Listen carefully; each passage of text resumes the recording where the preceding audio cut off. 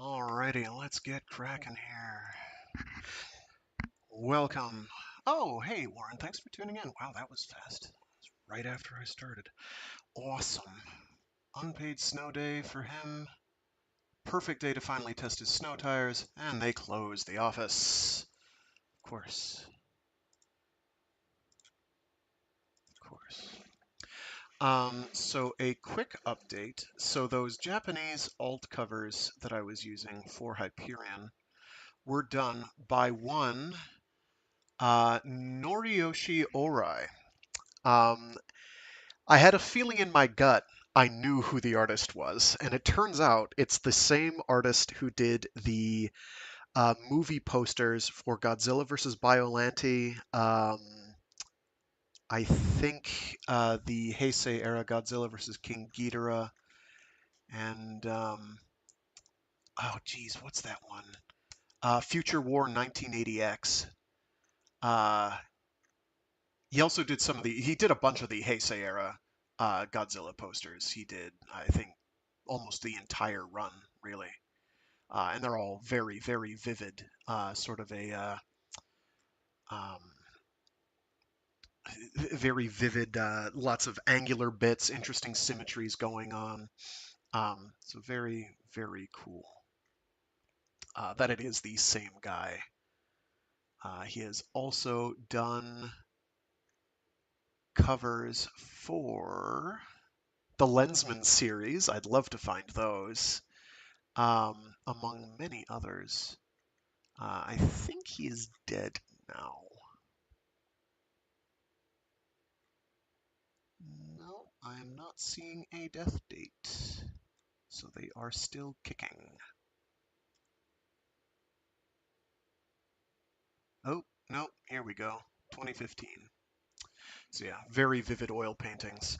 Um, once you see them, they stick with you. Like the Godzilla vs. Biollante movie poster lives in my head more or less rent free. Very very vivid. Um, so it was him who did the Japanese covers, which pleases me. So this week I am not going to be able to do the entire 75-page beast that is this tale in one go. I am sorry. Um, I am under the weather. The weather is kicking my ass. The weather change has kicked my ass, or head, as the case may be. But we're gonna do the better part of the detective's tale, which is Braun Lamia's tale. Um, I've found, I think, a decent cutoff point, so it'll be a little shorter, but it's still going to be like a solid 30-ish pages or so. We'll just do the rest this Friday. I assume that's okay. And then what we'll probably do, because next Wednesday is looking a little dicey schedule-wise for me, is I'll probably do the final installment next Friday, because that should all be one. That should not be an issue because that's like 50 something pages, including for the last chapter and the epilogue. Um, it's not bad. So it's like 52 pages. I don't know. It's not crazy. It's not like this 75. Granted, this section is vitally important to contextualizing basically the main thrust of why the plot is even happening at all. Um, much more will be made clear. Maybe not this installment, but next installment. Um, I also have like some errands I have to run today, so I can't be doing it all day. Sorry. Because this was going to wind up being very, very long. It was going to be like 5 hours. And while I could do that at my best, I don't know, man. Sorry. Anyway, previously on, Hetmastine is missing, and there is blood absolutely everywhere in his cabin as they travel. They are now on a cable car, um, traveling the mountains now to get to the Time Tombs and the Sphinx. And now is a good time for Braun Lamia's tale, or the detective's tale, The Long Goodbye. This one's a lot of fun. It's your word, Holmes. I'm just living in it. Good. Good. Let's see if we can make it nice and spacious, because that, I feel, is what this section does, is it opens up the world in a big way um, for the Hyperion setting. What can we expect? We can expect some new faces. We can expect some recontext. Wow, I can't say recontextualization today. There we go. We did it. As soon as I tell myself I can't, I do. It's reverse psychology. Don't worry about it. We're going to have some broad recontextualization of the narrative in a bunch of ways. We are going to have some pretty big reveals. We're going to have a lot of human passion, because that's kind of what this whole thing is about, is human passion, and just kind of a celebration of humanity and art and what makes the soul of humanity. Um, Poetry, really. It's a celebration. I'll freely admit, I'm not big on poetry, but man, when you contextualize it like this, I could be down for just about anything. So,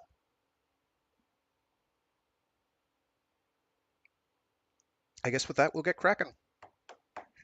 Alrighty, let me get a quick sip of water here, and we'll get moving.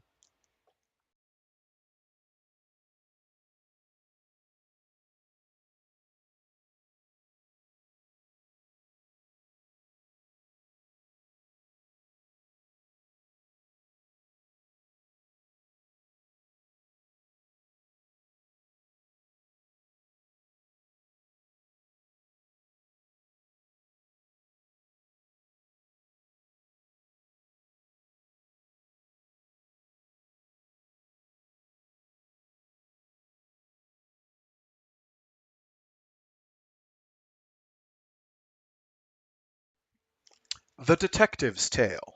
The Long Goodbye. I knew the case was going to be special the minute that he walked into my office. He was beautiful. By that I don't mean effeminate or pretty in the male model HTV star mode, merely beautiful. He was a short man, no taller than I, and I was born and raised in Lucis's 1.3G field. It was apparent in a second that my visitor was not from Lucis. His compact form was well proportioned by Webb standards, athletic but thin.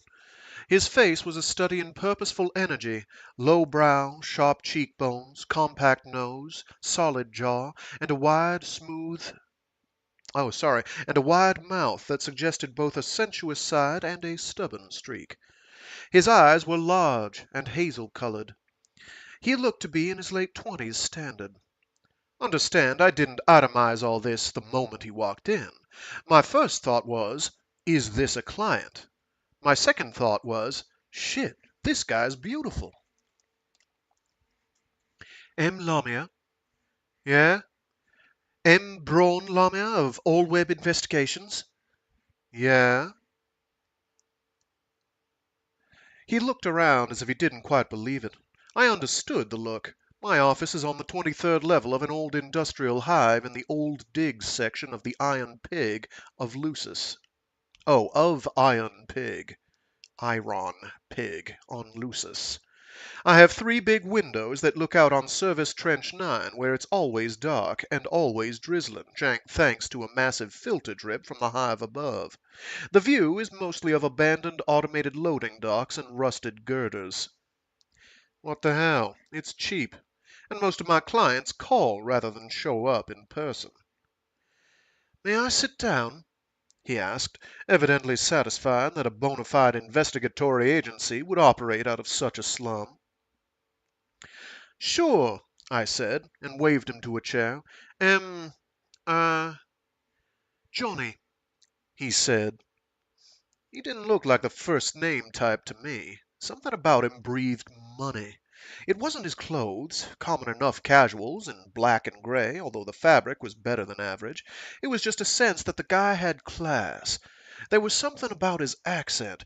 I'm good at placing dialects. It helps in this profession. But I couldn't place this guy's homeworld, much less local region. How can I help you, Johnny? I held out the bottle of scotch I had been ready to put away just as he entered. Johnny boy shook his head. Maybe he thought I wanted him to drink from the bottle. Hell, I have more class than that. There are paper cups over by the water cooler. Lamia, he said, the cultivated accent still bugging me by its elusiveness. I need an investigator. That's what I'll do. He paused, shy. A lot of my clients are hesitant to tell me what the job is. No wonder, since 95% of my work is divorce and domestic stuff. I waited him out. It's a somewhat sensitive matter, he said at last. Yeah, Johnny, most of my work falls under that category. I'm bonded with Uniweb, and everything having to do with a client falls under the Privacy Protection Act. Everything is confidential, even the fact that we're talking now, even if you decide not to hire me. That was basic bullshit, since the authorities could get at my files in a moment if they ever wanted to, but I sensed that I had to put this guy at ease somehow. God, he was beautiful. Uh-huh, he said, and glanced around again. He leaned forward. Lamia, I would want you to investigate a murder. This got my attention. I'd been reclining with my feet on the desk. Now I sat up and leaned forward. A murder? Are you sure? What about the cops? They aren't involved. That's not possible, I said, with the sinking feeling that I was dealing with a loony rather than a client. It's a crime to conceal a murder from the authorities. What I thought was, are you the murderer, Johnny?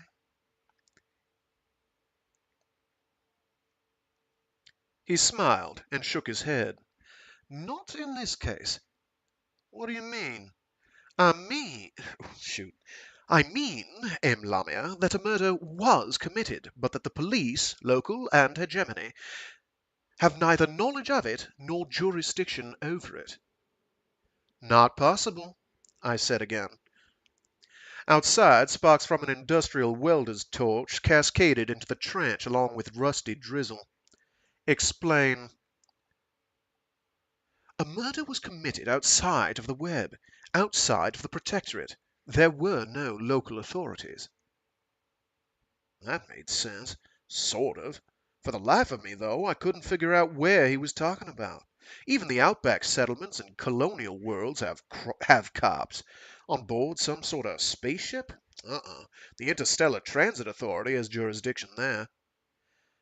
See, I said. It had been some weeks since I had had a case. All right, tell me the details. And the conversation will be confidential, even if you do not take the case? Absolutely. And if you do take the case, you will report only to me? Of course. My prospective client hesitated, rubbing his fingers against his chin. His hands were exquisite. All right, he said at last. Start at the beginning, I said. Who was murdered? Johnny sat straight up, an attentive schoolboy. There was no doubting his sincerity. He said, I was.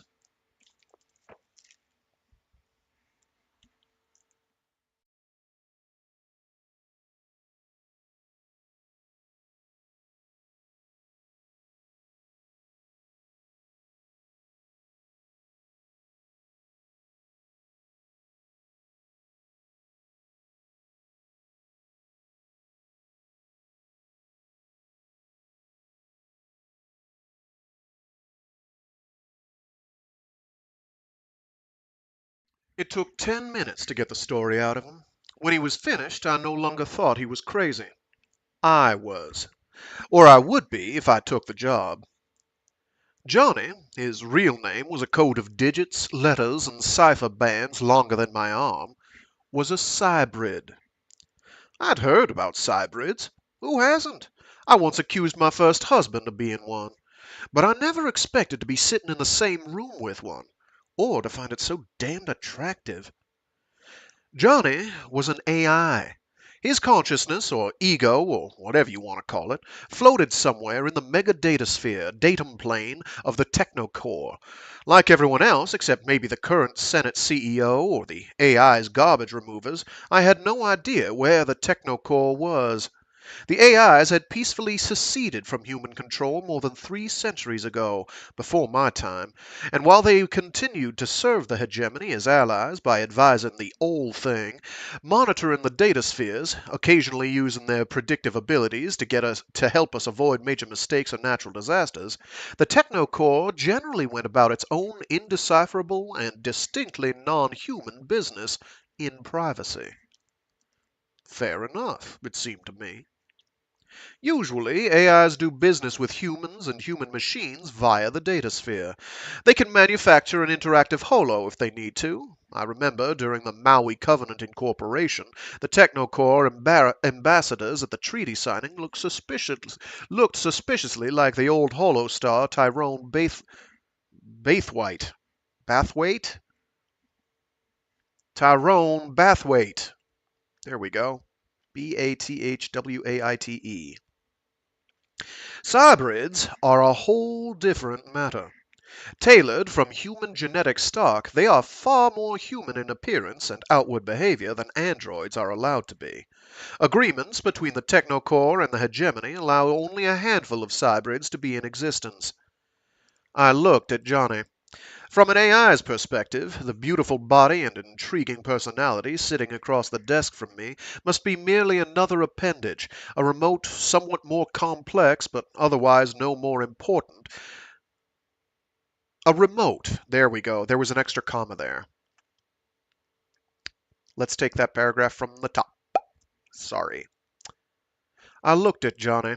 From an AI's perspective, the beautiful body and intriguing personality sitting across the desk from me must be merely another appendage, a remote, somewhat more complex, but otherwise no more important than any one of 10,000 such sensors, manipulators, autonomous units, or other remotes that an AI might use in a day's work.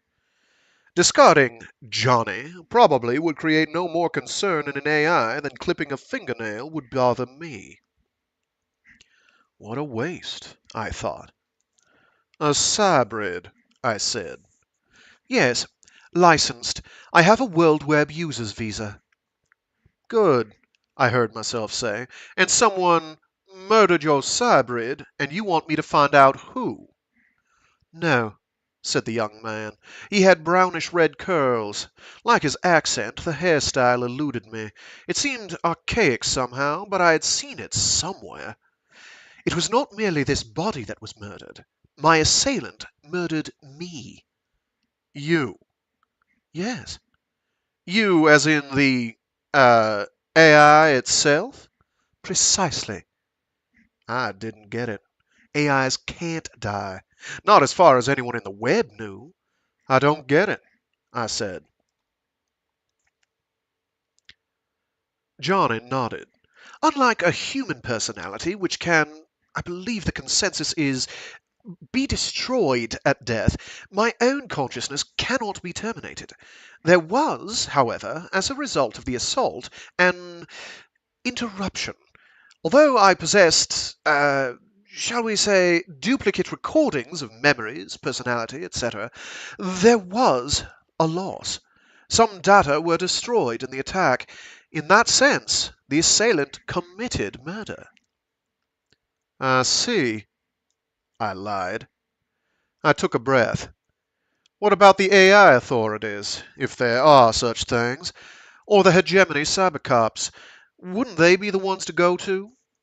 For personal reasons, said the attractive young man whom I was trying to see as a cybrid, it is important, even necessary, that I do not consult these sources. I raised an eyebrow. This sounded more like one of my regular clients. I assure you, he said, it is nothing illegal, nor unethical, merely embarrassing to me on a level which I cannot explain. I folded my arms across my chest.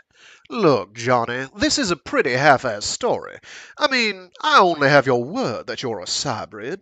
You might be a scam artist for all I know. He looked surprised. I had not thought of that.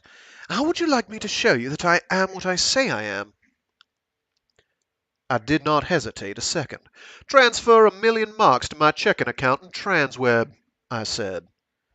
Johnny smiled. At the same instant my phone rang, and the image of a harried man with the Transweb code blocking with the Transweb code block floating behind him said, "Excuse me, Lamia, but we wondered, with a deposit of this size, if you would be interested in investigating our long-term savings options or our mutual assured market possibilities." "Later," I said. The bank manager nodded and vanished.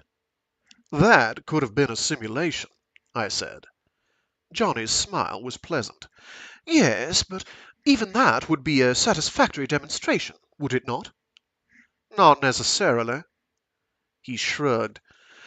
"Assuming I am what I say I am, will you take the case?" "Yeah," I sighed. "One thing, though, my fee isn't 1,000,000 marks. I get 500 a day plus expenses."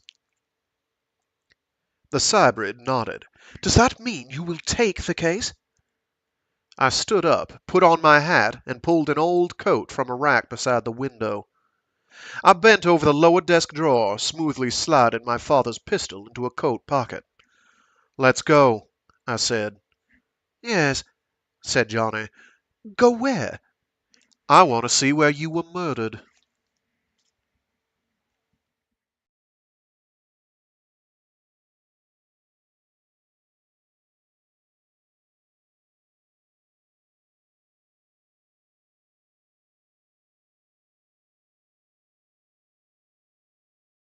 Stereotype has it that someone born on Lucis hates to leave the hive, and suffers from instant agoraphobia if we visit anything more open to the elements than a shopping mall. The truth of it is, most of my business comes from, and leads to, off-world. Skip tracing deadbeats who use the Farcaster system and a change of identity to try to start over. Finding philandering spouses who think rendezvousing on a different planet will keep them safe from discovery. Tracking down missing kids and absent parents. Still, I was surprised to the point of hesitating a second when we stepped through the Iron Pig concourse, Farcaster, onto an empty stone plateau which seemed to stretch to infinity. Except for the bronze rectangle of the Farcaster portal behind us, there was no sign of civilization anywhere. The air smelled like rotten eggs. The sky was a yellow-brown cauldron of sick-looking clouds. The ground around us was gray and scaled and held no visible life, not even lichen. I had no idea how far away the horizon really was, but we felt high and it looked far, and there was no hint of trees, shrubs, or animal life in the distance either. "Where the hell are we?" I asked. I had been sure that I knew all of the worlds in the web. "Mudya," said Johnny, pronouncing it something like Mudye. "I never heard of it," I said, putting one hand in my pocket and finding the pearl-handled grip of Dad's automatic. "It's not officially in the web yet," said the cybrid. "Officially, it's a colony of Parvati, but it's only light minutes from the force base there, and the Farcaster connections have been set up before Mudya joins the Protectorate." I looked at the desolation. The sulfur dioxide stench was making me ill, and I was afraid it was going to ruin my suit. "Colonies? Nearby?" "No, there are several small cities on the other side of the planet." "What's the nearest inhabited area?" "Nanda Devi, a town of about 300 people. It's more than 2,000 kilometers to the south." "Then why put a Farcaster portal here?" "Potential mining sites," said Johnny. He gestured toward the grey plateau. "Heavy metals. The consortium authorized over 100 Farcaster portals in this hemisphere for easy access once the development began." Okay, I said. It's a good place for a murder. Why'd you come here? I don't know. It was part of the memory section lost. Who'd you come with? I don't know that either. What do you know? The young man put his graceful hands in his pockets. Whatever, attacked me used a type of weapon known in the Corps as an AIDS-2 virus. What's that? AIDS-2 was a human plague disease back long before the Hedge era, said Johnny. It disabled the immune system. This virus works the same with an AI. In less than a second, it infiltrates security systems and turns lethal phagocyte programs against the host, against the AI itself, against me. So you couldn't have uncontracted this virus naturally? Johnny smiled. Impossible. It's comparable to asking a shooting victim if he might not have fallen on the bullets. I shrugged. Look, if you want a datumnet or AI expert, you've come to the wrong woman. Other than accessing the sphere like 20 billion other chumps, I know zilch about the ghost world. I used the old term to see if it would get a rise out of him. I know, said Johnny, still equable. That's not what I want you to do. What do you want me to do? Find out who brought me here and killed me. And why. All right. Why do you think this is where the murder took place? Because this is where I regained control of my cybrid when I was reconstituted. You mean your cybrid was incapacitated while the virus destroyed you? Yes. And how long did that last? My death? Almost a minute before my reserve persona could be activated. I laughed. I couldn't help myself. What is amusing, M. Lamia? Your concept of death, I said. The hazel eyes looked sad. Perhaps it is amusing to you, but you have no idea what a minute of disconnection means to an element of the technocore. It is eons of time and information, millennia of non-communication. Yeah, I said, able to hold back my own tears without too much effort.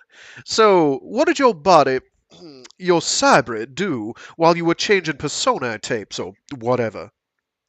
I presume it was comatose. It can't handle itself autonomously? Oh, yes, but not when there's a general systems failure. So, where did you come to? Pardon me? When you reactivated the cybrid, where was it? Johnny nodded in understanding. He pointed to a boulder less than 5 meters from the Farcaster. Lying there. On this side or the other side? The other side. I went over and examined the spot. No blood, no notes, no murder weapons left lying about. Not even a footprint or indication that Johnny's body had lain there for that eternity of a minute. A police forensics team might have read volumes into the microscopic and biotic clues left there, but all I could see was hard rock. If your memory's really gone, I said, how do you know somebody else came here with you? I accessed the Farcaster records. Did you bother to check the mystery person or person's name on the universal card change? We both Farcast on my card, said Johnny. Just one other person? Yes. I nodded. Farcaster records would solve every interworld crime if the portals were true teleportation. The transport data record could have recreated the subject down to the last gram and follicle. Instead, a Farcaster essentially is just a crude hole ripped in space-time by a phased singularity. If the Farcaster criminal doesn't use his or her own card, the only data we get are origination and destination. Where'd you two Farcast from? I asked. Tau Ceti Center. You have the portal code? Of course.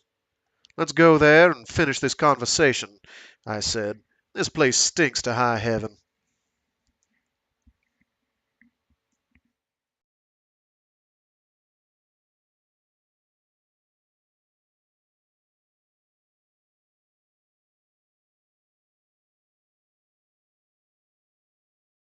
TC2, actually it's TC squared. TC squared, the age-old nickname for Tau Ceti Center, is certainly the most crowded world in the web.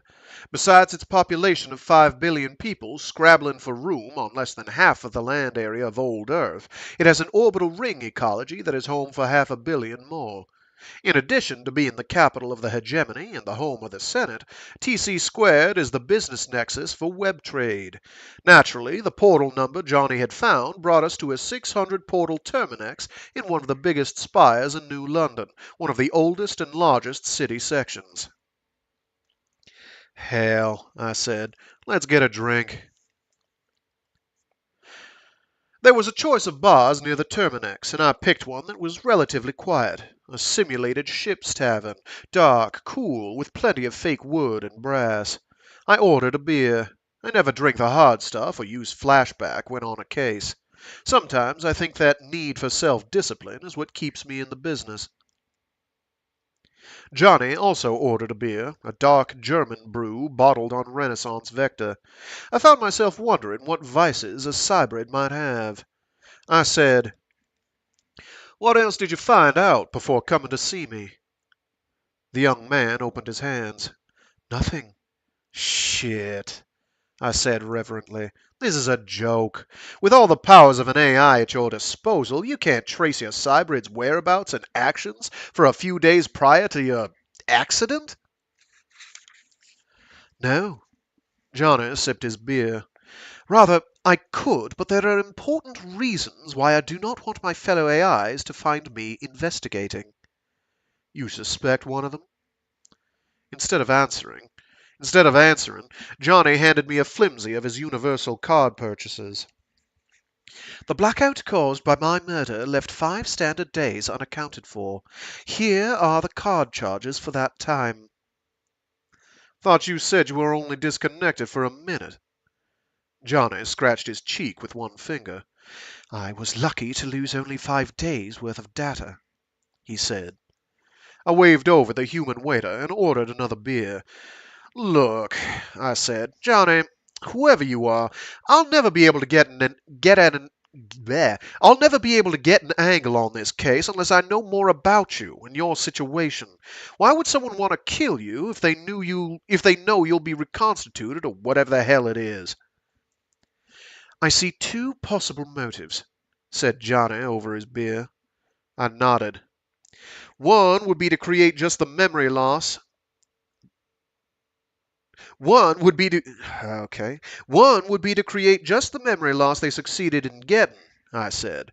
"That would suggest that, whatever it was they wanted you to forget, it had occurred or come to your attention in the past week or so. What's the second motive?" "To send me a message," said Johnny.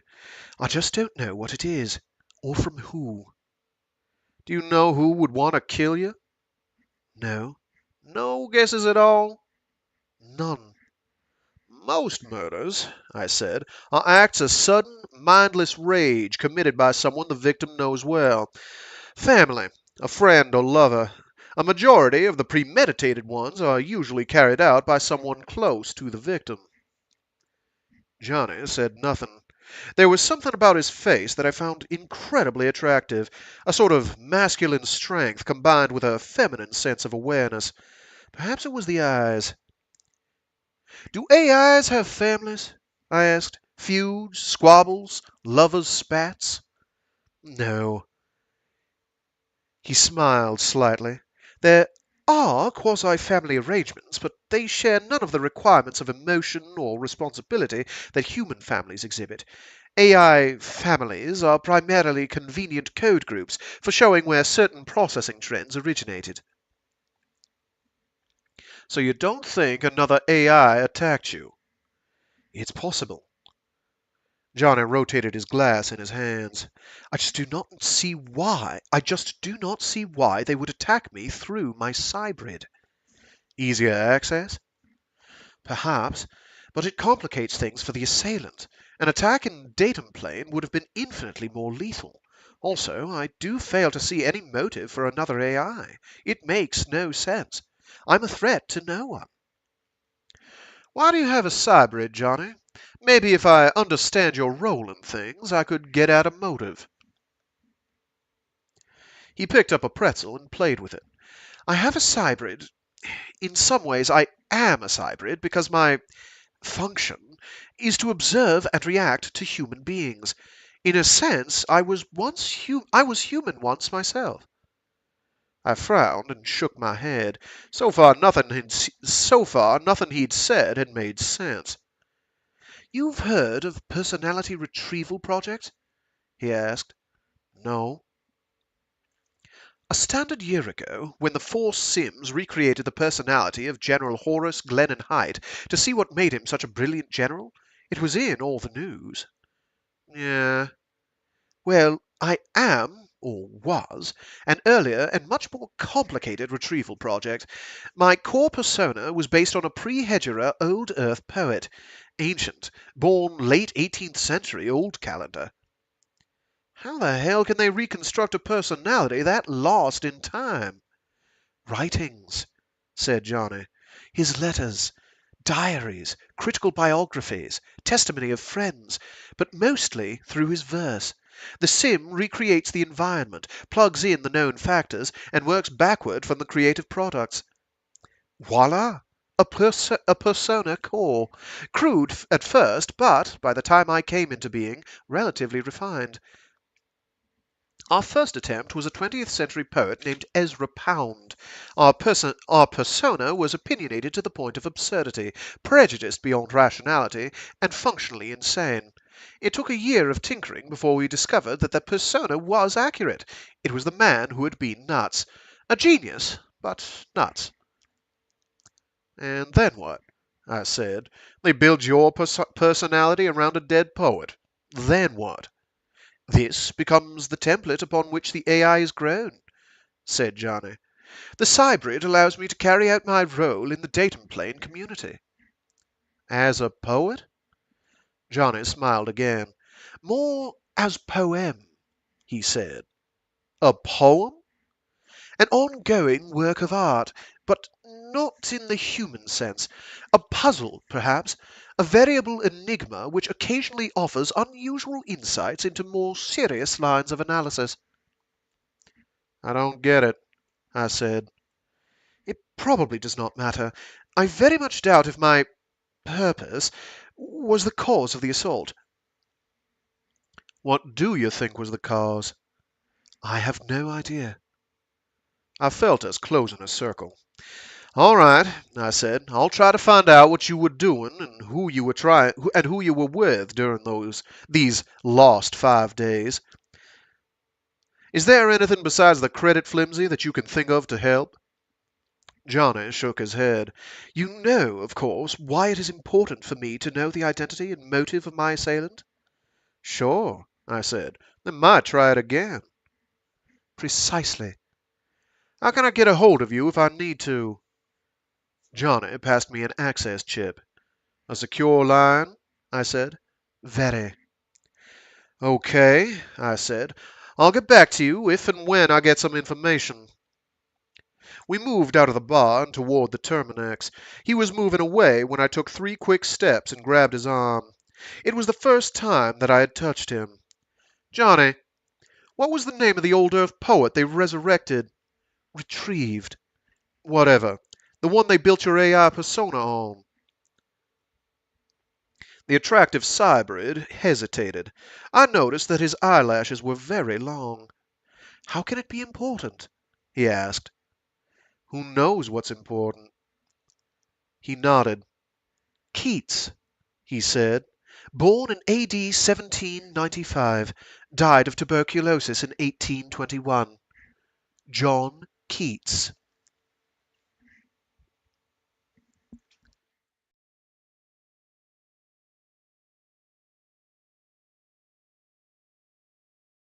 Yes, this story absolutely does indeed rock optical antenna. Thanks for tuning in briefly.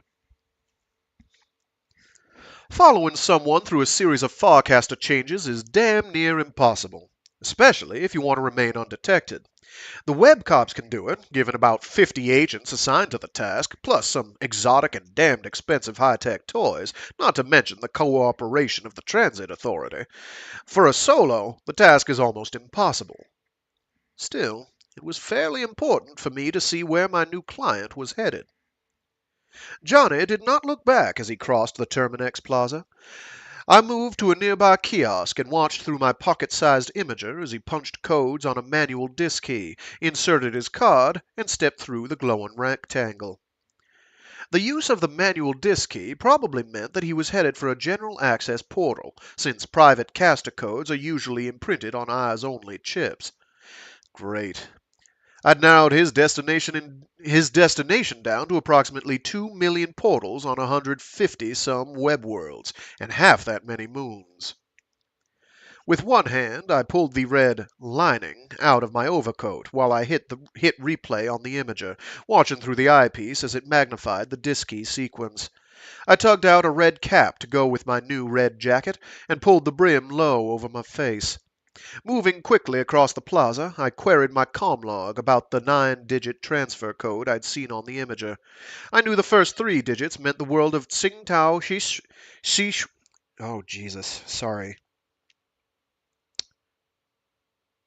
Tsingtao Xishuangpana. Let's see if we can do that 5 times fast. Tsingtao Xishuang... Oh my gosh. That's a toughie. Have I mentioned that Chinese is not my first language? Tsingtao Xishuangpana. That is spelled TSINGTAO hyphen HSISHUANG space Panna, PANNA. I knew the first 3 digits meant the world of Tsingtao Xishuang Panna. I'd memorized all the planetary prefixes, and was told an instant later that the portal code led to a residential district in the first expansion city of Wanxing.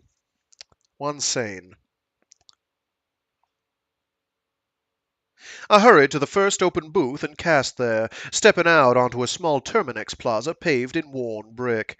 Ancient oriental shops leaned against one another, eaves of their pagoda roofs hanging over narrow side streets.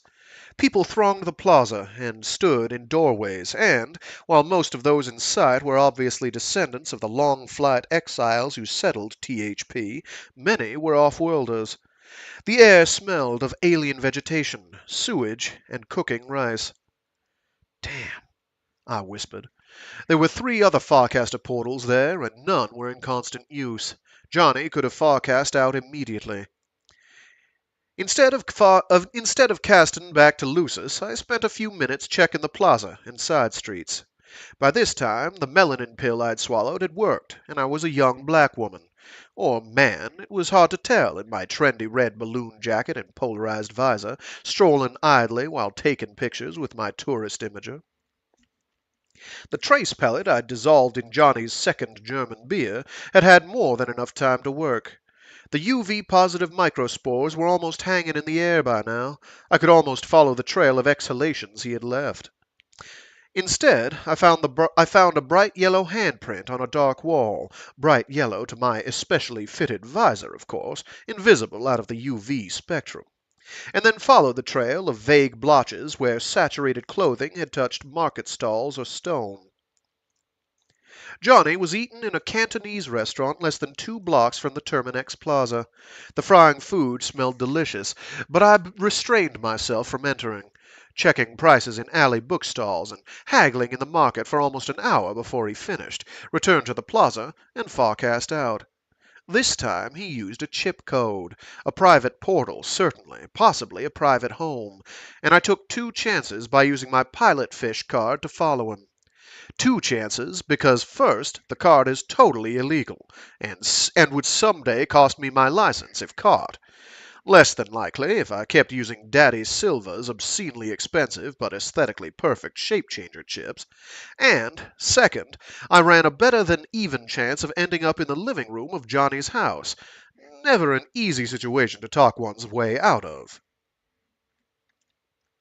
It was not his living room. Even before I'd located the street signs, I recognized the familiar extra tug of gravity, the dim bronze light, the scent of oil and ozone in the air, and knew I was home on Lucis. Johnny had cast into a medium security, private residential tower in one of the Bergson hives. Perhaps that was why he'd chosen my agency. We were almost neighbors, less than 600 clicks apart. My cybrid was not in sight. I walked purposefully so as not to alert any security vids programmed to respond to loitering. There was no residence directory, no numbers and names or on the apartment doorways, and no listings accessible by Comlog. I guessed that there were about 20,000 residential cubbies in East Bergson Hive. The telltales were fading as the spore soup died, but I checked only 2 of the radial corridors before I found a trail. Johnny lived far out on a glass-floored wing about a methane lake. His palm lock showed a faintly glowing handprint. I used my cat burglar tools to take a reading of the lock, and then I cast home. All in all, I'd watched my man go out for Chinese food and then go home for the night. Enough accomplished for one day.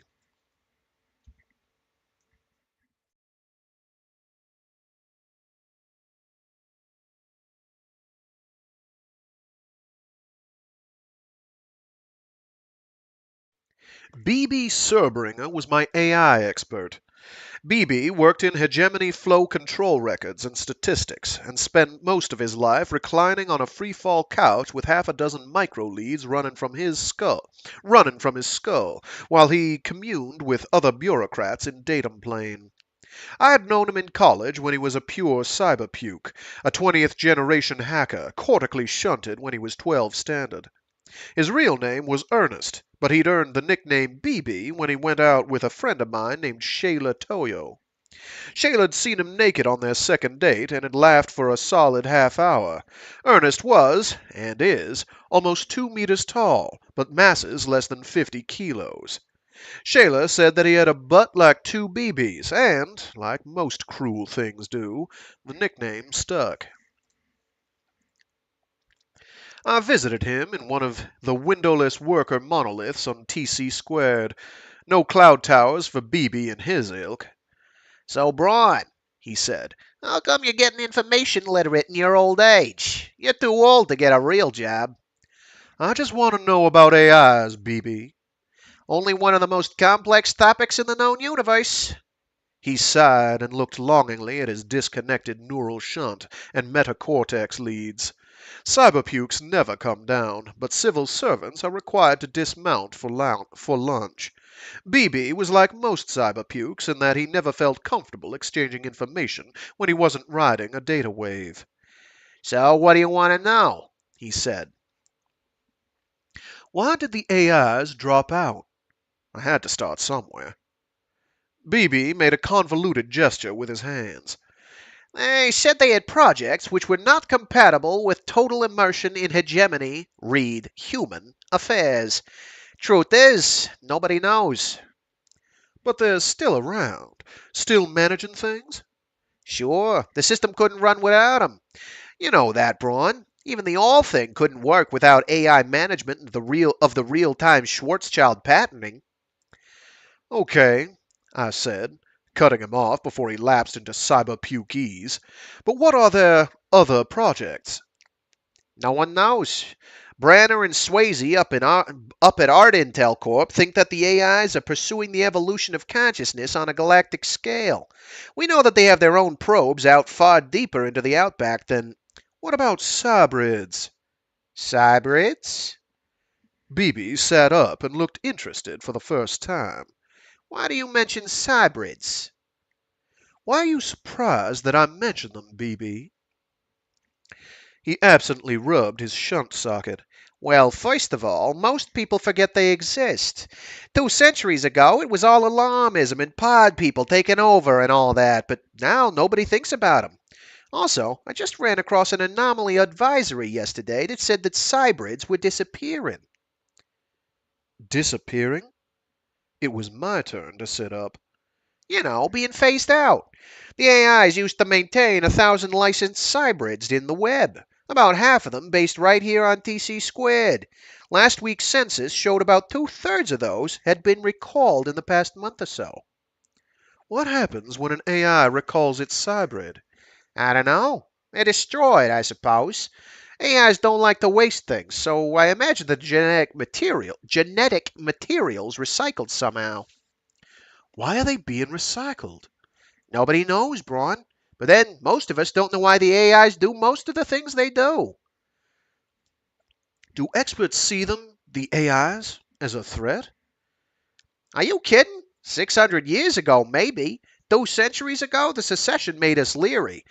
But if the things wanted to hurt humanity, they could have done it long before this. Worrying about AIs turning on us is about as productive as worrying that farm animals are going to revolt. Except the AIs are smarter than we, I said. Yeah, well, there is that. Baby, have you heard of personality retrieval projects? Like the Glenn and Height thing? Sure, everyone has. I even worked on one at Rikes University a few years ago, but they're passe. No one's doing them anymore. Why's that?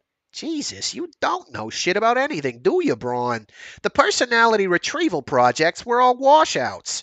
Even with the best sim control, they got the Force OCS HTN network involved. You can't factor all variables successfully. The persona template becomes self-aware. I don't mean just self-aware, like you and me, but self-aware that it's an artificially self-aware persona. And that leads to terminal strange loops and non-harmonic labyrinths that go straight to Escher space. Translate, I said. BB sighed and glanced at the blue and gold time band on the wall. 5 minutes and his mandatory lunch hour was over. He could rejoin the real world. Translated, he said, the retrieved personality breaks down, goes crazy, psycho city, bugfuck. All of them? All of them. But the AIs are still interested in the process. Oh, yeah? Who says? They've never done one. All the retrieval efforts I've ever heard of were human run. Mostly botched university projects. Brain dead academics spending fortunes to bring back dead academic brains. Har har. I forced a smile. There were 3 minutes until he could plug back in. Were all the retrieved personalities given hybrid remotes? Uh-huh. Sorry. What gave you that idea, Braun? None were. Couldn't work. Why not? It'd just fuck up the stim sim. Plus, you'd need perfect clone stock and an interactive environment precise to the last detail. You see, kiddo, with a retrieved personality, you let it live in its world via full-scale sim, and then you just sneaked a few questions in via dreams or scenario interactives. Pulling a persona out of sim reality into slow time. This was the cyberpuke's age-old term for the, pardon the expression, real world. Would just drive it bugfuck all the sooner, he finished. I shook my head. Yeah, well, thanks, BB. I moved to the door. There were 30 seconds left before my old college friend could escape from slow time. BB, I said as an afterthought, have you ever heard of a persona retrieved from an old Earth poet named John Keats? Keats? Ah, sure. There was a big write-up on that in my undergrad text. Marty Carolus did that about 50 years ago at New Cambridge. What happened? The usual. Persona went strange loop. But before it broke up, it died a full sim death. Some ancient disease. BB glanced at the clock, smiled, and lifted his shunt. Before clicking it into his skull socket, he looked at me again, almost beatifically. I remember now, he said through his dreamy smile. It was tuberculosis.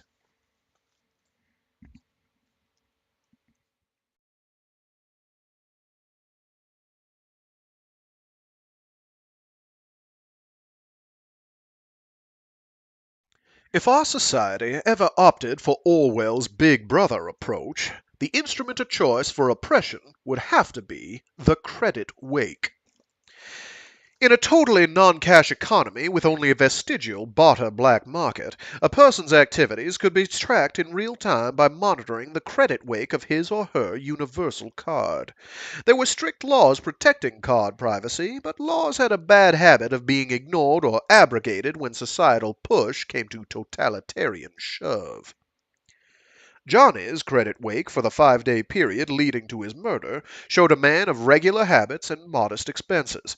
Before following up the leads on the credit flimsy, I had spent a dull 2 days following Johnny himself.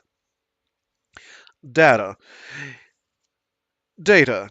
He lived alone in East Bergson Hive. A routine check showed that he'd lived there about 7 local months, less than 5 standard. In the morning, he had breakfast. In the morning, he had breakfast at a local cafe, and then forecast to Renaissance Vector, where he worked for about 5 hours, evidently gathering research of some sort in the print archives, followed by a light lunch at a courtyard vendor's stand, another hour or two in the library, and then cast home to Lucis, order some favorite eating spot on another world.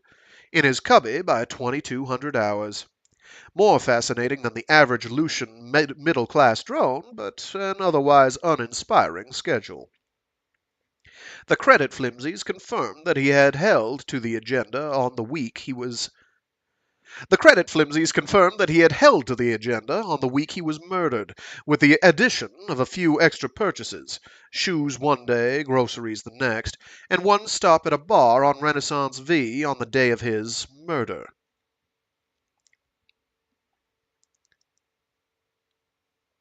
I joined him for dinner at the small restaurant on Red Dragon Street near the Tsingtao Xishuang Pana portal. The food was very hot, very spicy, and very good. "How is it going?" he asked. "Great. I'm 1,000 marks richer than when we met, and I found a good Cantonese restaurant." "I'm glad my money is going towards something important." "Speaking of your money, where does it come from? Hanging out in a Renaissance Vector library can't pay much." Johnny raised an eyebrow. "I live on a small inheritance." "Not too small, I hope. I want to be paid."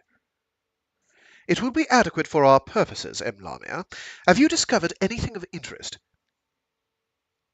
I shrugged. "Tell me what you do in the library."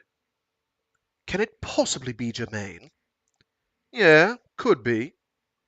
He looked at me strangely. Something about his eyes made me go weak at the knees. "You remind me of someone," he said softly. "Oh?" From anyone else, that line would have been cause for an exit. "Who?" I asked. "A woman I once knew, long ago." He brushed fingers across his brow as if he were suddenly tired or dizzy. "What was her name?" "Fanny." "Fanny." The word was almost whispered. I knew who he was talking about. John Keats had a fiancée named Fanny. Their love affair had been a series of romantic frustrations which almost drove the poet mad. When he died in Italy, alone except for one fellow traveller, feeling abandoned by friends and his lover, Keats had asked that the unopened letters from Fanny and a lock of her hair be buried with him. I'd never heard of John Keats before this week. I'd accessed all this shit with my com log. I said, "So what do you do at the library?" The Cybrid cleared his throat. "I'm researching a poem, searching for fragments of the original." "Something by Keats?" "Yes." "Wouldn't it be easier to access it?" "Of course, but it is important for me to see the original, to touch it." I thought about that. "What's the poem about?" He smiled, or at least his lips did. The hazel eyes still seemed troubled. "It's called Hyperion. It's difficult to describe what it's about. Artistic failure, I suppose. Keats never finished it." I pushed aside my plate and sipped warm tea. "You say Keats never finished it. Don't you mean you never finished it?" His look of shock had to be genuine, unless AIs were consummate actors. For all I knew, they could be. "Good God!" he said. "I'm not John Keats. Having a persona based upon a retrieval template no more makes me Keats than having the name Lamia makes you a monster. Makes you a monster. There have been a million influences that have separated me from that poor, sad genius." "You said I reminded you of Fanny." "An echo of a dream. Less. You've taken RNA learning medication, yes?" Yes. "It's like that. Memories which feel hollow." A human waiter brought fortune cookies. "Do you have any interest in visiting the real Hyperion?" I asked. "What's that?" "The outback world. Somewhere beyond Parvati, I think." Johnny looked puzzled. He had broken open the cookie, but had not yet read the fortune. "It used to be called Poet's World, I think," I said. "It even has a city named after you. After Keats." The young man shook his head. "I'm sorry, I haven't heard of the place." "How can that be? Don't AIs know everything?" His laugh was short and sharp. "This one knows very little." He read his fortune. "Be wary of sudden impulses." In bed. I crossed my arms. "You know, except for that parlor trick with the bank manager holo, I have no proof that you are what you say you are. Give me your hand." "My hand?" "Yes, either one. Thank you." Johnny held my right hand in both of his. His fingers were longer than mine. Mine were stronger. "Close your eyes," he said. I did. There was no transition.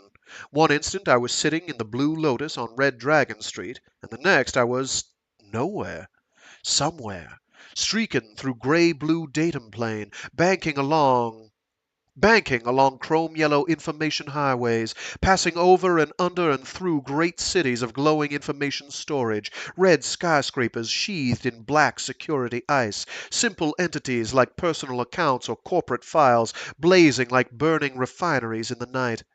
Above it all, just out of sight, as if poised in twisted space, hung the gigantic weights of the AIs, their simplest communications pulsing like violent heat lightning along the infinite horizons.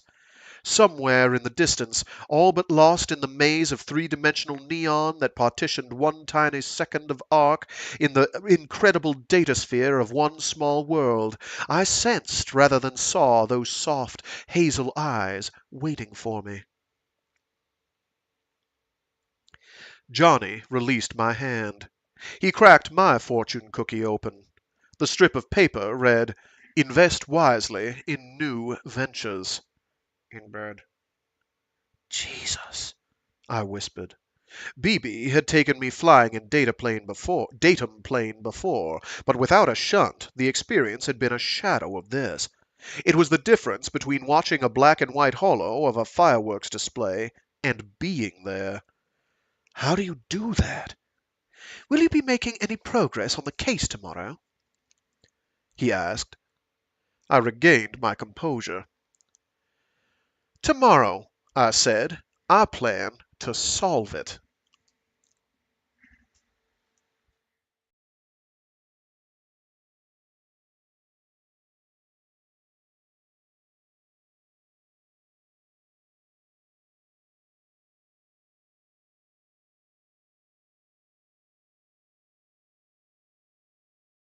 Well, maybe not solve it, but at least get things moving. The last charge on Johnny's credit flimsy had been the bar on Renaissance V. I'd checked it out the first day, of course. Talked to several of the regulars since there was no human bartender, but had come up with no one who remembered Johnny.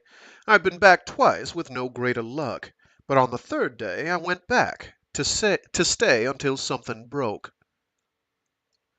The bar was definitely not in the class of the wood and brass place Johnny and I had visited on TC Squared. This place was tucked on a second floor of a decaying building in a run-down neighborhood 2 blocks from the Renaissance Library where Johnny spent his days. Not the kind of place he would stop in on the way to the Farcaster Plaza, but just the kind of place he might end up if he met someone in or near the library. Someone who wanted to talk in private. I'd been there 6 hours and was getting damn tired of salted nuts and flat beer when an old derelict came in. I guessed that he was a regular by the way he didn't pause in the doorway or look around, but headed straight for a small table in the back and ordered a whiskey before the serving mech had come to a full stop.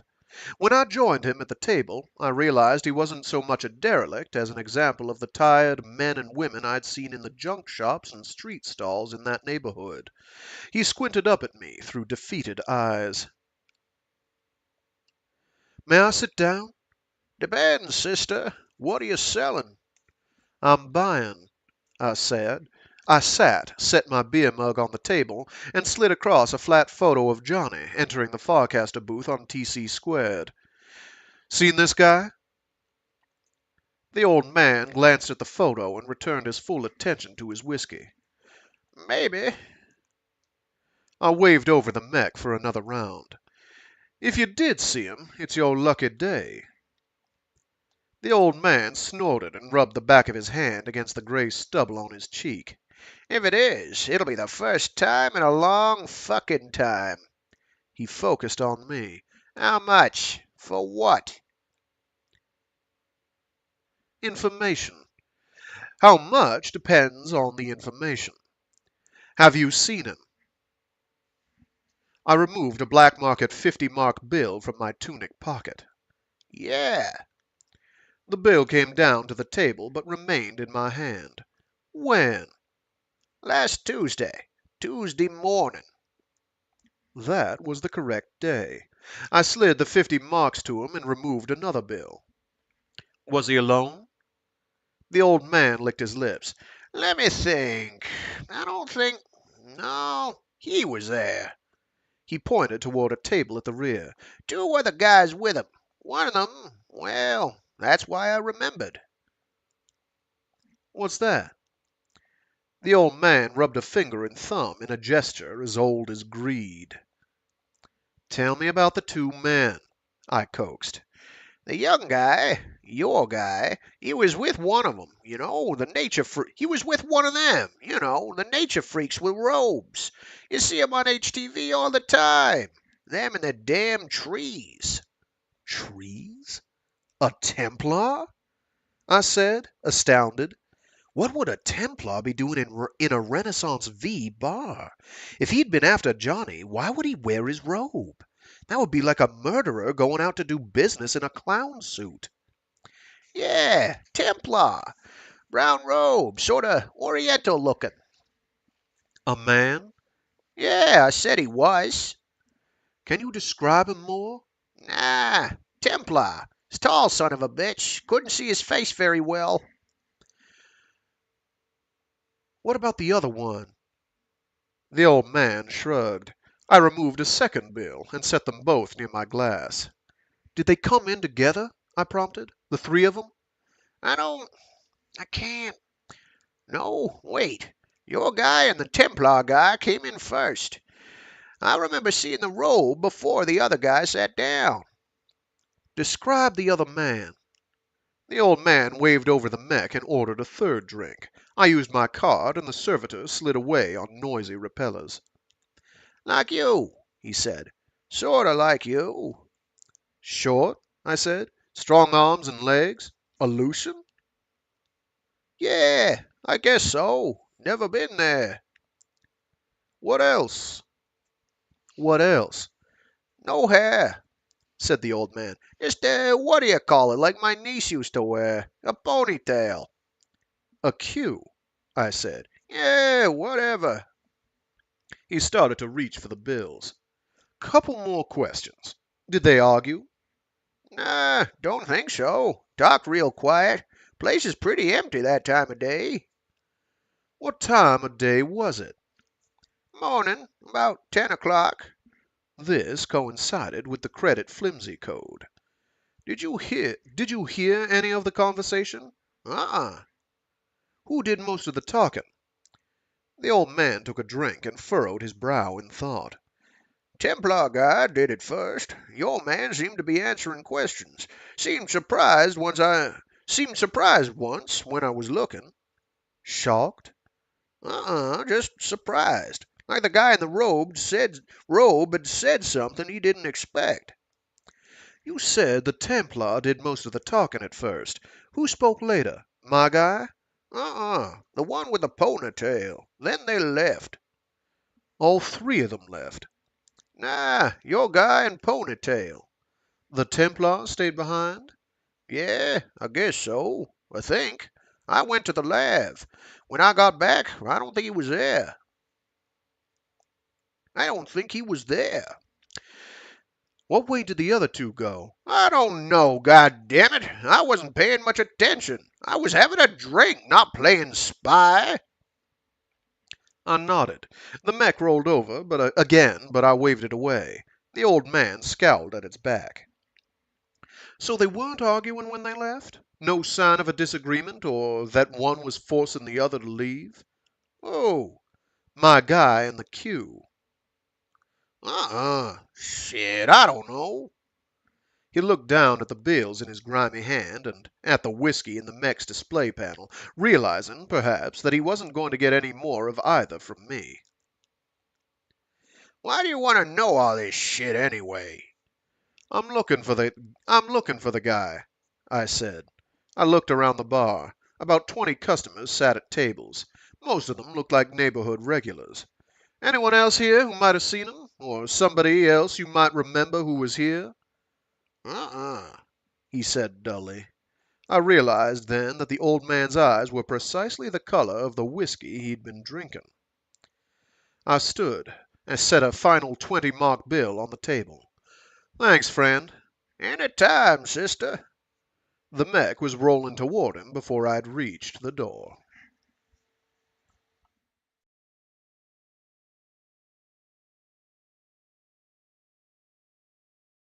Oh, thanks for tuning in, Frank Misers. Sorry I didn't see you earlier. I walked back toward the library, paused a minute in the busy Farcaster Plaza, and stood there a minute. Scenario so far. Johnny had met the Templar or been approached by him, either in the library or outside, when he arrived in the mid-morning. They went somewhere private to talk, the bar, and something the Templar said surprised Johnny. A man with a Q, possibly a Lucian, showed up and took over the conversation. Johnny and Q left together. Sometime after that, Johnny farcast to TC squared, and then farcast from there with one other person, possibly Q or the Templar, to Mudya, where someone tried to kill him. Did kill him. Too many gaps. Too many someones. Not a hell of a lot to show for a day's work. I was debating whether to cast back to Lucis when my comm log chirped on the restricted comm frequency I'd given to Johnny. His voice was raw. Lamia, come quickly, please. I think they've just tried again. To kill me. The coordinates which followed were for the East Bergson hive. I ran for the Farcaster.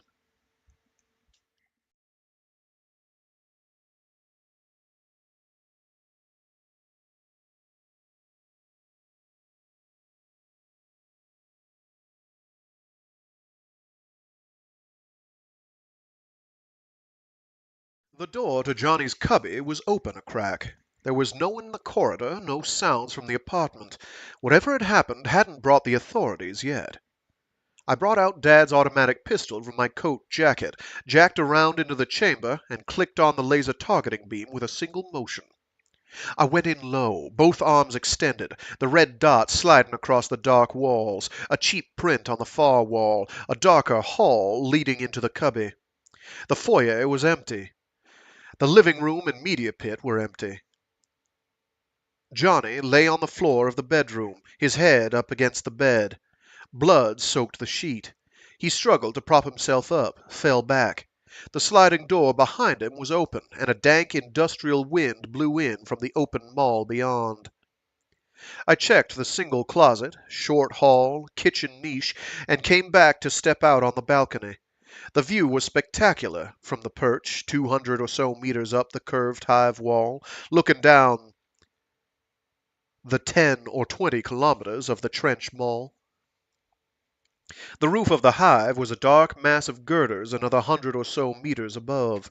Thousands of lights, commercial hollows, and neon lights glowed from the mall, joining in the haze of distance to a brilliant, throbbing, electric blur. There were hundreds of similar balconies on this wall of the hive, all deserted. The nearest was 20 meters away. They were the kind of thing rental agents like to point to as a plus. God knows that Johnny probably paid plenty extra for an outside room. But the balconies were totally impractical because of the strong wind pushing up toward the ventilators, carrying the usual grit and debris as well as the eternal hive scent of oil and ozone. I put my pistol away and went back to check on Johnny.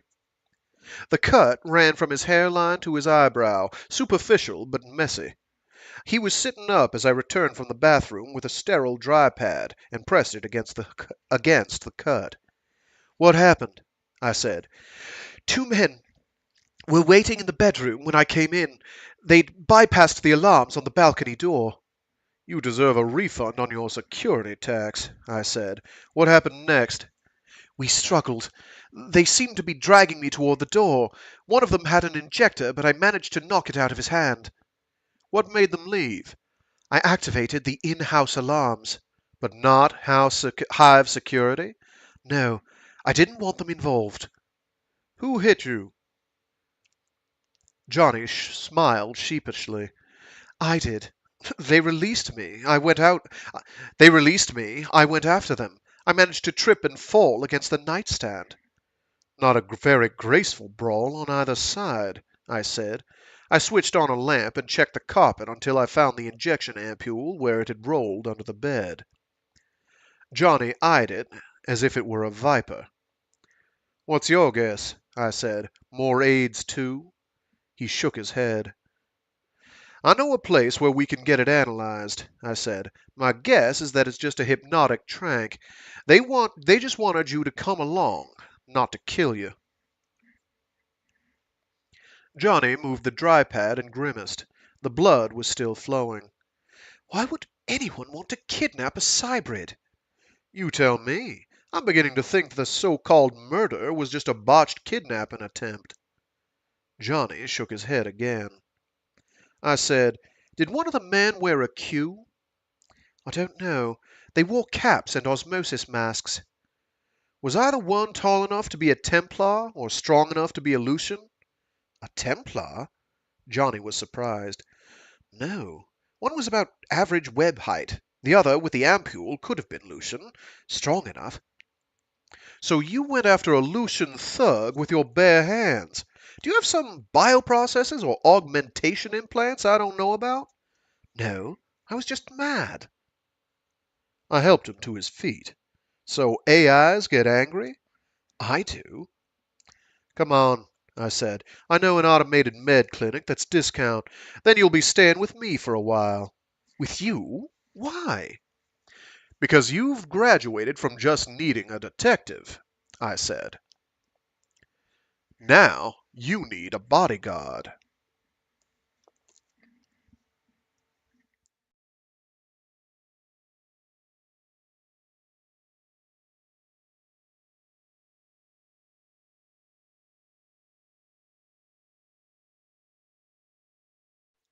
My cubby wasn't registered in the Hive zoning schematic as an apartment.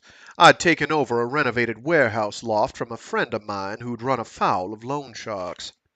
My friend had decided late in life, to emigrate to one of the outback colonies, and I'd gotten a good deal on a place just a click down the corridor from my office. The environment was a little rough, and sometimes the noise from the loading docks could drown out conversation, but it gave me 10 times the room of a normal cubby, and I could use my weights and workout equipment right at home. Johnny honestly seemed intrigued by the place, and I had to kick myself for being pleased. Next thing you knew, I'd be putting on lipstick and body rouge for this cybrid. So why do you live on Lucis? I asked him. Most off-worlders find the gravity a pain and the scenery monotonous. Plus, your research materials at the library on Renaissance V. Why here? I found myself looking and listening very carefully as he answered. His hair was straight on top, parted in the middle, and fell in reddish-brown curls to his collar. He had the habit of resting his cheek on his fist as he spoke. It struck me that his dialect was actually the non-dialect of someone who has learned a new language perfectly, but without the lazy shortcuts of someone born to it. And beneath that there was a hint of a lilt that brought back the overtones of a cat burglar I'd known who had grown up on Asquith, a quiet backwater web world settled by first expansion immigrants from what had once been the British Isles. "I have lived on many worlds," he said. "My purpose is to observe." "As a poet?" He shook his head, winced, and gingerly touched the stitches. "No, I'm not a poet. He was." Despite the circumstances, there was an energy and vitality to Johnny that I'd found in too few men. It was hard to describe, but I'd seen rooms full of more important personages rearrange themselves to orbit around personalities like his. It was not merely his reticence and sensitivity, it was an intensity that he emanated even when merely observing. "Why do you live here?" he asked. "I was born here." "Yes, but you spent your childhood years on Tau Ceti Center. Your father was a senator." I said nothing. "Many people expected you to go into politics," he said. "Did your father's suicide dissuade you?" "It wasn't suicide," I said. "No?" "All the news reports and the inquest said it was," I said tonelessly, "but they were wrong. My father never would have taken his own life." "So it was murder?" "Yes." "Despite the fact that there was no motive or hint of a suspect?" "Yes." "I see," said Johnny. The yellow glow from the loading dock lamps came through the dusty windows and made his hair gleam like new copper. "Do you like being a detective?" "When I do it well," I said. "Are you hungry?" "No." "Then let's get some sleep. You can have the couch." "Do you do it well often?" he said. "Being a detective?" "We'll see tomorrow."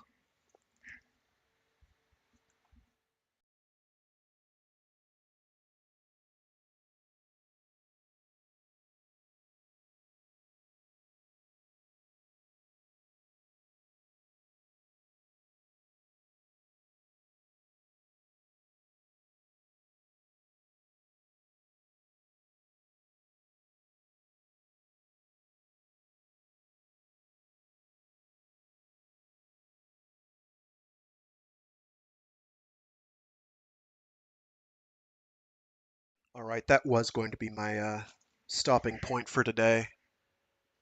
Actually, it kind of still has to be, I think. Unless I can do like 5 pages in 15 minutes. Hell with it.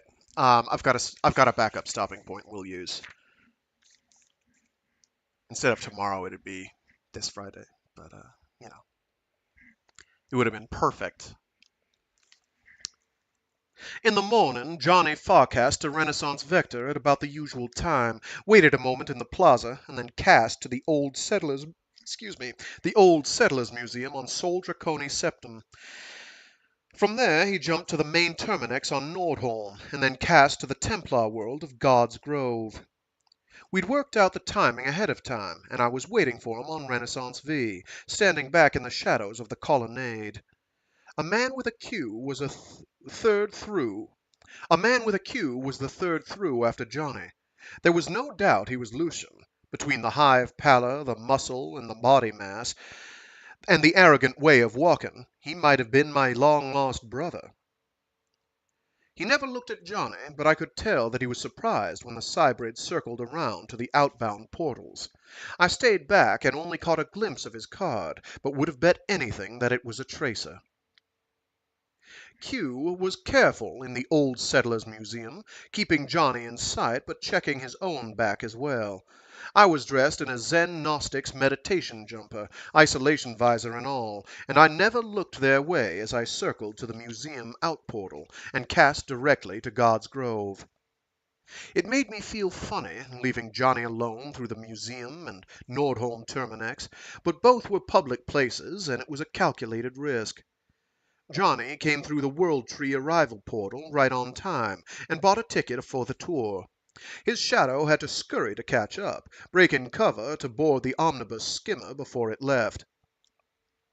I was already settled in the rear seat on the upper deck, and Johnny found a place near the front, just as we had planned. Now I was wearing basic tourist garb, and my imager was one of a dozen in action when Q hurried to take his place 3 rows behind Johnny. The tour of the World Tree is always fun. Dad first took me there when I was only 3 standard, but this time as the skimmer moved above branches the size of freeways and circled higher around a trunk the width of Olympus Mons, I found myself reacting to the glimpses of hooded Templars with something approaching anxiety. Johnny and I had discussed various clever and infinitely subtle ways to trail Q if he ever showed up, to follow him to his lair and spend weeks, if necessary, deducing his game. In the end, I opted for something less than the subtle approach.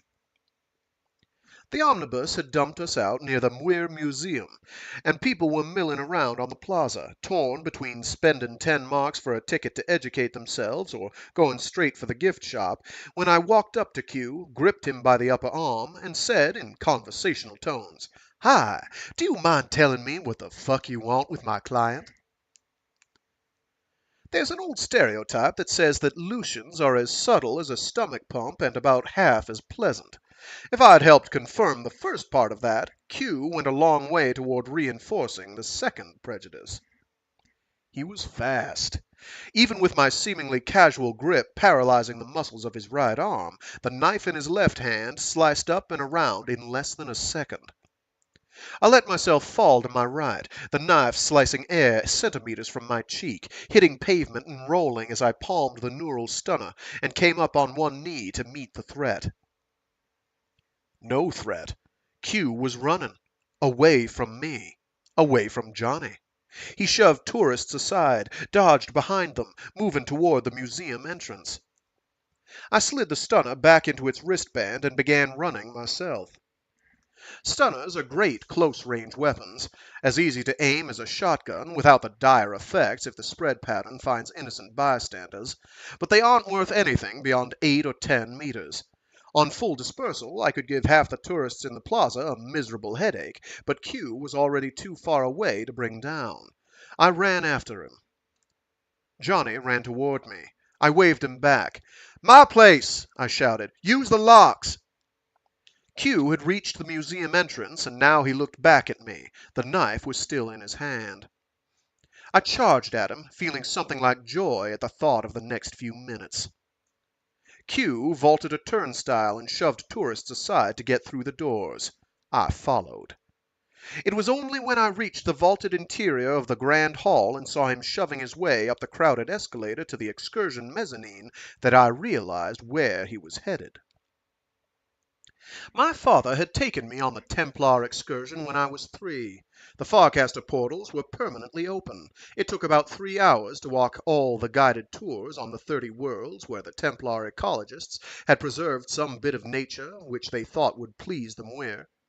I couldn't remember for sure, but I thought the paths were loop trails, with the portals relatively close together for easy transit, by Templar guides and maintenance people. Shit. A uniformed guard near the tour portal saw the confusion as Q cut through and stepped forward to intercept the rude intruder. Even from 15 meters away, I could see the shock and disbelief on the old guard's face as he staggered backward, the hilt of Q's long knife protruding from his chest. The old guard, probably a retired local cop, looked down, face white, touched the bone hilt gingerly, as if it were a gag, and collapsed face first on the mezzanine tiles. Tourists screamed. Someone yelled for a medic. I saw Q shove a Templar guide aside and throw himself through the glowing portal. This was not going as I'd planned. I vaulted for the portal without slowing. Through what? Through and half sliding on the slippery grass of a hillside. Sky lemon yellow above us. Tropical scents. I saw startled faces turned my way. Q was halfway to the other Farcaster, cutting through elaborate flower beds and kicking aside bonsai topiary. I recognized the world of Fuji and careened down the hillside, clambering uphill again through the flower beds, following the trail of destruction Q had left. "Stop that man!" I screamed, realizing how foolish it sounded. No one made a move except for a Nipponese tourist who raised her imager and recorded a sequence. Q looked back, shoved past a gawking tour group, and stepped through the Farcast portal. I had the stunner in my hand again and waved it at the crowd. "Back! Back!" They hastily made room. I went through warily, stunner raised. Q no longer had his knife, but I didn't know what other toys he carried. Brilliant light on water. The violet waves of Mare Infinitus. The path was a narrow wooden walkway 10 meters above the support floats. It led out and away, curving above a fairyland coral reef and a sargasso of yellow island kelp, before curving back. But a narrow catwalk cut across to the portal at the end of the trail. Q had climbed the "No Access" gate and was halfway across the catwalk. I ran the 10 paces to the edge of the platform, selected tight beam, and held the stunner on full auto, sweeping the invisible beam back and forth as if I were aiming a garden hose. Q seemed to stumble a half step, but then made the last 10 meters to the portal and dived through. I cursed and climbed the gate, ignoring shouts from a Templar guide behind me. I caught a glimpse of a sign which reminded tourists to don therm gear, and then I was through the portal, barely sensing the shower tingle sensation of passing through the Farcaster screen. A blizzard roared, whipping across the arched containment field which turned the tourist hall into a tunnel through fierce whiteness. The tourist trail into a tunnel through fierce whiteness. Sol Draconi Septum, the northern reaches where Templar lobbying of the All Thing had stopped the colonial heating project in order to save the Arctic wraiths. I could feel the 1.7 standard gravity on my shoulders, like the yoke of my workout machine.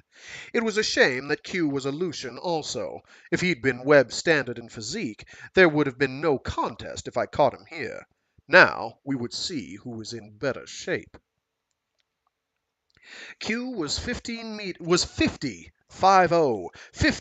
down the trail, and looking back over his shoulder. The other Farcaster was somewhere near, but the blizzard made anything off the trail invisible and inaccessible. I began loping after him. In deference to the gravity, this was the shortest of the Templar excursion trails, curving back after only 200 or so meters. I could hear Q's panting as I closed on him. I was running easily. There was no way that he was going to beat me to the next Farcaster. I saw no tourists on the trail, and so far no one had given chase.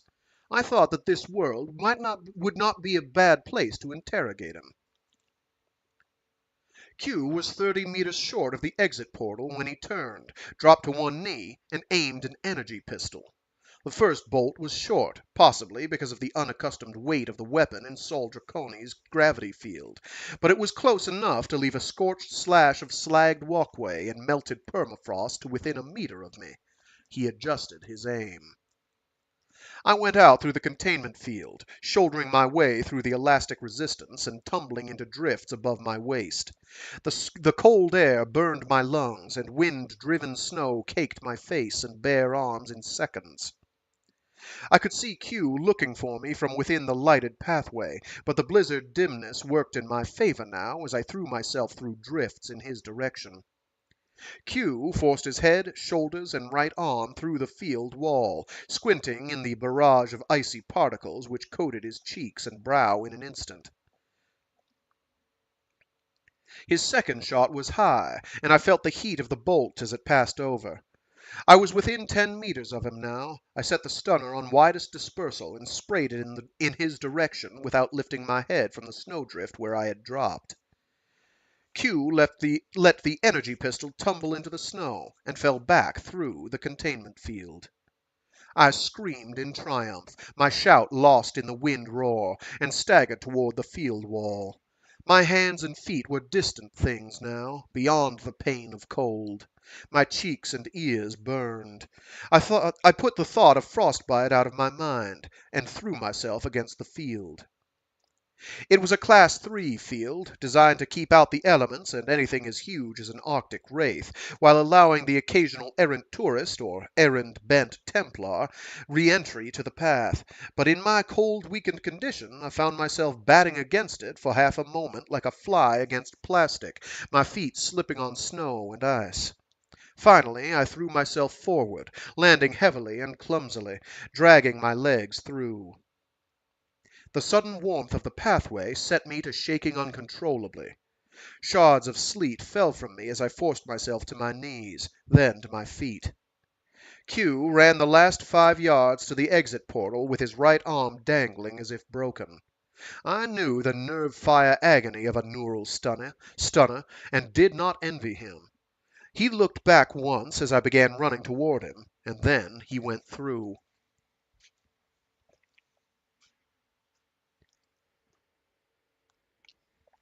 Maui Covenant. The air was tropical and smelled of ocean and vegetation. The sky was an old earth blue. I saw immediately that the trail had led to one of the few free motile isles which the Templars had saved from hegemony domestication. It was a large isle, perhaps half a kilometer from end to end, and from the access portal's vantage point on a wide deck encircling the main tree sail trunk, I could see the expansive sail leaves filling with wind, and the indigo rudder vines trailing far behind. The exit portal lay only 15 meters away down a staircase, but I saw at once that Q had run the other way, along the main trail, toward a cluster of huts and concession stands near the edge of the aisle. It was only here, halfway along the Templar excursion trail, that they allowed human structures to shelter weary hikers while they purchased refreshments or souvenirs to benefit the Templar Brotherhood. I began jogging down the wide staircase to the trail below, still shivering, my clothes soaked with rapidly melting snow. Why was Q running toward the cluster of people there? I saw the bright carpets laid out for rental, and understood. The hawking mats were illegal on most web worlds, but still a tradition on Maui Covenant because of the Siri legend. Less than 2 meters long and a meter wide, the ancient playthings lay waiting to carry tourists out over the sea and back again to the wandering isle. If Q reached out over the sea, if Q reached one of those, I broke into a full sprint, catching the other Lucian a few meters short of the hawking mat area, and tackling him just below the knees. We rolled into the concession stand area, and the few tourists there shouted and scattered. My father taught me one thing which any child ignores at his or her own peril. A good big guy can always beat a good little guy. In this case, we were about even. Q twisted free and jumped to his feet, falling into an arms-out, fingers-splayed Oriental fighting stance. Now we'd see who the better guy was. Q got the first blow in, feinting a straight-fingered jab with his left hand and coming up and around with a swinging kick instead. I ducked, but he connected solidly enough to make my left shoulder and upper arm go numb. Q danced backward. I followed. He swung a close-fisted right-handed punch. I blocked it. He chopped with his left hand. I blocked it with my right forearm. Q danced back, whirled, and unleashed a left-footed kick. I ducked, caught his leg as it passed over, and dumped him on the sand. Q jumped up. I knocked him down with a short left hook. He rolled away and scrambled to his knees. I kicked him behind his left ear, pulling the blow enough to leave him conscious. Too conscious, I realized a second later, as he ran 4 fingers onto my guard in an attempted heart jab. Instead, he bruised the layers of muscle under my right breast. I punched him full force in the mouth, sending blood spraying as he rolled to the waterline and lay still. Behind us, people ran toward the exit portal, calling to the few others to get the police. I lifted Johnny's would-be assassin by his queue, dragged him to the edge of the aisle, and dipped his face in the water until he came to. Then I rolled him over and lifted him by his torn and stained shirt front. We would have only a minute or two until someone arrived. Q stared up at me with a glazed glare. I shook him once and leaned close. "Listen, my friend," I whispered. "We're going to have a short but sincere conversation. We'll start with who you are and why you're bothering the guy you were following." I felt the surge of current before I saw the blue. I cursed and let go of his shirt front. The electrical nimbus seemed to surround Q's entire body at once. I jumped back, but not before my own hair stood on end, and surge control alarms on my comm log chirped urgently. Q opened his mouth to scream, and I could see the blue within like a poorly done hollow special effect. His shirt front sizzled, blackened, and burst into flame. The spots widened, joined, widened again. I looked into his chest cavity and saw organs melting in the blue flame. He screamed again, audibly this time, and I watched his teeth and eyes collapsed into blue fire. I took another step back. Q was burning now, the orange-red flames superseding the blue glow. His flesh exploded outward with flame as if his bones had ignited. Within a minute he was a smoking caricature of charred flesh, the body reduced to the ancient dwarf boxer posture of burning victims everywhere.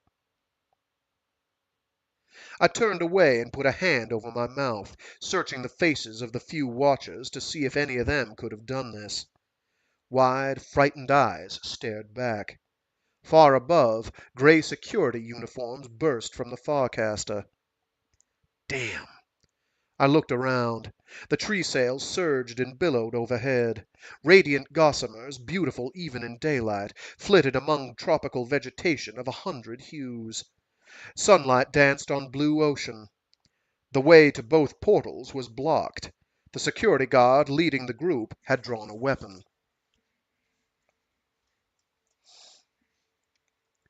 I was to the first hawking mat in 3 strides, trying to remember from my one ride 2 decades earlier how the flight threads were activated. I tapped designs in desperation. The hawking mat went rigid and lifted 10 centimeters off the beach. I could hear the shouts now as security guards reached the edge of the crowd. A woman in gaudy Renaissance minor garb pointed my way. I jumped off the hawking mat, gathered up the other 7 mats, and jumped aboard my own. Barely able to find the flight designs under the tumble of rugs, I slapped the forward controls until the mat lurched into flight, almost tumbling me off as it rose. 50 meters out, 30 meters high, I dumped the other mats into the sea and swiveled to see what was happening on the beach. Several gray uniforms were huddled around the burned remains. Another pointed a silver wand in my direction. Delicate needles of pain tingled along my arm, shoulders, and neck. My eyelids drooped, and I almost slid off the mat to my right. I gripped the far side with my left hand, slumped forward, and tapped at the ascent design with fingers made of wood. Climbing again, I fumbled at my right sleeve for my own stunner. The wristband was empty. A minute later I sat up and shook off most of the effects of the stun, although my fingers still burned and I had a fierce headache. The motile isle was far behind, shrinking more each second. A century ago the island would have been driven by the bands of dolphins brought here originally during the Hegira, but the hegemony pacification program during the Siri Rebellion had killed off most of the aquatic mammals, and now the islands wandered listlessly, carrying their cargo of web tourists and resort owners. I checked the horizons for another island, a hint of one on the rare mainlands. A hint of one of the yeah. I checked the horizons for another island, a hint of one of the rare mainlands. Nothing. Or rather, blue sky, endless ocean, and soft brushstrokes of clouds far to the west. Or was it to the east? I pulled my comm log off my belt lock and keyed in general datasphere access, then stopped. If the authorities had chased me this far, the next step would be to pinpoint my location and send out a skimmer, or security EMV. I wasn't sure if they could trace my comm log when I logged in, but I saw no reason to help them. I thumbed the comm link on standby and looked around again. Good move, Braun. Poking along at 200 meters on a 3-century-old hawking mat with who knows how many, or how few, hours of charge in its flight threads, possibly 1,000 clicks or more from land of any sort. And lost. Great. I crossed my arms and sat back to think. Lamia? Johnny's soft voice almost made me jump off the mat. Johnny? I stared at the comm log. Oh. It was still on standby. The general comm frequency indicator was dark. Johnny, is that you? Of course. I thought you'd never turn your comm log on. How did you trace me? What band are you calling on? Never mind that. Where are you headed? I laughed and told him that I didn't have the slightest idea. Can you help? Can you help? Wait. There was the briefest second of pause. All right, I have you on one of the weather mapping sats. A terribly primitive thing. Good thing your hawking mat has a passive transponder. I stared at the rug that was the only thing between me and a long, loud fall to the sea. It does? Can the others track me? They could, said Johnny, but I'm jamming this particular signal. Now, where do you want to go? Home. I'm not sure if that's wise after the death of our suspect. I squinted, suddenly suspicious. How do you know about that? I didn't say anything. Be serious, Lamia. The security bands are full of it on 6 worlds. They have a reasonable description of you. Shit. Precisely. Now where would you like to go? Where are you? I asked. My place? No. I left there when the security bands mentioned you. I'm near a Farcaster. That's where I need to be. I looked around again. Ocean, sky, a hint of clouds. At least no fleets of EMVs. All right, said Johnny's disembodied voice. There's a powered-down force multi-portal less than 10 clicks from your present location. I shielded my eyes and rotated 360 degrees. The hell there is, I said. I don't know how far away the horizon is on this world, but it's at least 40 clicks, and I can't see anything. Submersible base, said Johnny. Hang on, I'm going to take control. The hawking mat lurched again, dipped once, and then fell steadily. I held on with both hands and resisted the urge to scream. Submersible, I called against the wind rush. How far? Do you mean how deep? Yeah. 8 fathoms. I converted the archaic units to meters. This time I did scream. That's almost 14 meters underwater! Where else do you expect a submersible to be? What the hell do you expect me to do? Hold my breath? The ocean rushed toward me. Not necessarily, said my comlog. The hawking mat has a primitive crash field. It should easily hold for a mere 8 fathoms. Please hang on. I hung on. And at that dramatic little break, we're going to call it for today, partly because I have to run and probably save somebody. Let me find out. Yes, I need to save somebody. Okay. I say save. I mean assist.